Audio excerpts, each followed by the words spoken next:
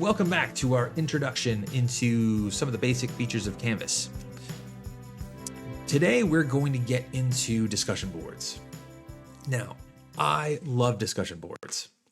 I know some of us had some bad experiences in college where you had some busy work for that online class where you just had to post, yes, this is a great post, blah, blah, blah, blah. But I think we can use discussion boards in a very creative and interesting way, specifically for students who are not comfortable speaking in class. We have the Hermione Grangers, ask me. But you probably have students in your class, you have no idea what their voice sounds like. They're just not comfortable speaking in class, but they may be comfortable typing. What I have found is that when I put up discussion boards or if I use Nearpod as a way for us to communicate and share, those students who I don't know what their voice sounds like are much more comfortable to type and present their information this way. And I see this glimpse into this metacognition and cognition that I had no idea was there because I never heard their voice. So discussion boards provide a different way of communicating with students that might not be super comfortable communicating verbally. Find a teenager that doesn't like to text, right? It's just kind of ingrained into their DNA right now. This is an example of a discussion board that I use at the beginning of most of my science courses, right? So we start off with a poem. I give them this poem, The Blind Men of Indostan, The Blind Men and the Elephant. So they read this poem, read the poem. Short story is you got a bunch of guys that walk around in the forest. They're all blind. It kind of starts like a joke. 5 blind guys walking through a forest come up to an elephant. Each reaches out their hand. They touch a different part of the elephant. One says it feels like a tree. The other says it feels like a snake. Then says it feels like a wall. So they're all kind of wrong, but kind of right at the same time. And I use this as a metaphor for science about how you got your biology, you got your chemistry, you got your astrophysics, you have your environmental science. All of these things are very focused, but if we put all of these different types of sciences together, it's going to lead us to a better picture of the way that our world works. Now, rather than me just standing up there sage on the stage telling that, I give them this poem, have them read through it, and I want them to try to come up with some own information. So this is a page, right? Now I hit next. This gets to my discussion post, right? What do you think the author John Godfrey Saxon is trying to tell us with this poem? And now I have a reply button, and this is where the students can type in their reply, right? So now I'm giving them the opportunity to engage, not through verbal language, but through text language. There's a couple pieces to this that you're going to want to control, right? Now, this one, we've had other people, they've put in their replies. Me as the teacher, I don't want them to be able to see these replies before they post their own reply. So when I create my own discussion board, I'm going to select something that says you can't see the other replies until you've posted first. But it gives you an idea as to, oh, now I can see all these people that have answered these questions, right? So this is the teacher view. And they can get the likes. I don't know what it is about the likes. People love the likes. People can go in, get their likes, right? So think about how you could use this in your class. This is not something I use every day. I want this to be novel. I bust this out maybe once a unit, right?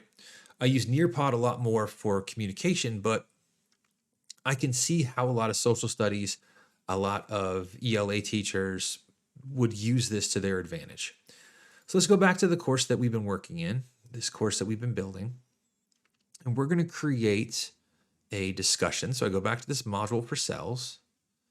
I'm going to select discussion, create a topic, and this is going to be called cell engineering. And I hit add item.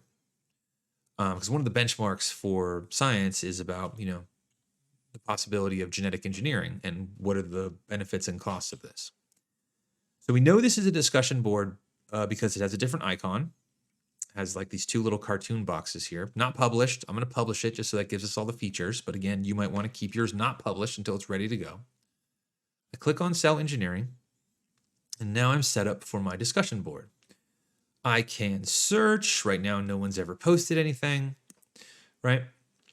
I want to edit this. So here's where I'm going to put my prompt. Could be a video, could be a picture, anything that I import in. I'm just going to write some text.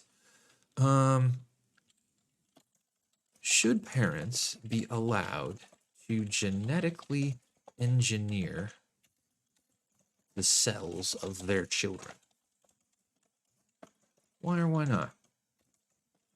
Give examples of how this might be used. Okay, so I set up my prompt. I can set it up to whichever sections I want. Remember, we created sections for the different periods. Maybe this is only going to period 2. I could do that. If I have a file that I want to attach, maybe you have a reading passage, something you got from another website, I could attach that here. Now I got some options. Allow threaded replies. I like threaded replies just because it's easier for me to keep track of it when I'm going through and I'm grading it. This is the winner right here. Users must post before seeing replies. I always click this because I don't want them seeing other people's posts before they put their own posts, so they're not just copying and pasting what other people are doing. I never use the podcast feed. It's just a feature that doesn't really work well for my class. I always have it be graded because I'm going to go in there and put some points in, even if it's just complete or incomplete. And I do like to throw in the allow liking. Just so they can go in and click on stuff rather than having to, if I say, oh, please respond to 2 other people's posts. Yes, that was a fantastic post that you put. I'm trying to avoid that and actually create a good discussion. So I do allow the liking. Again, we can set this up with groups. I'm not going to worry about that because I want the one big whole group. I'm going to put in my number of points. Again, if you don't use points, you could use percentages, complete, incomplete, so on and so forth. I'm going to send this to the assignments group in my gradebook. Again, I only ever use the assignments group. Maybe you have different groups for discussion boards. I'm not going to worry about peer review. Here I can assign it to everybody. And now I can set my due dates. Say it's due the 14th, say it's open today. We're going to give it a couple days after for that kid that comes back from his cruise. And I'm going to hit save. So now, discussion board post is created. I can come back and I can see. There are a couple other options that you can set up where if you feel the need,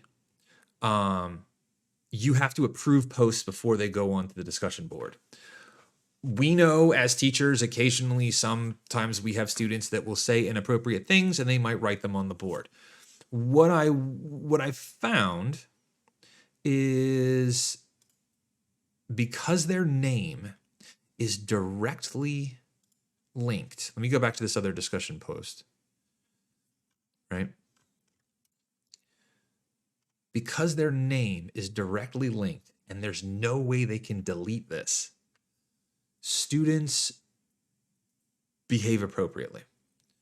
I have never had a student post something inappropriate on a board because I tell them your name is there and you can't delete it.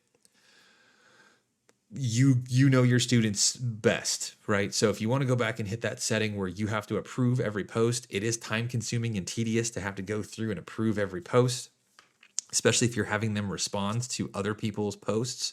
Because I could come in here and hit reply and go, this is a fantastic idea, Mrs. Potter, right? They can reply. And notice this is threaded, so it gets indented a little bit, right? Just know that you have these controls. So this is how discussion boards works. Try to incorporate this. This is a cool tool that I think can be useful in many different classes and many different settings. Because honestly, it doesn't even have to be text. If you use the upload media feature, they can record their own video, let's say using the camera and the audio of an iPad or a phone, and they could post up their own little videos. So lots of potential here. A great thing to use in combination with the pages, the assignments, and with the quizzes. We're going to pause right here.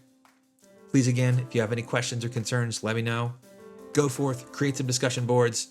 and let me know how it's working out for you.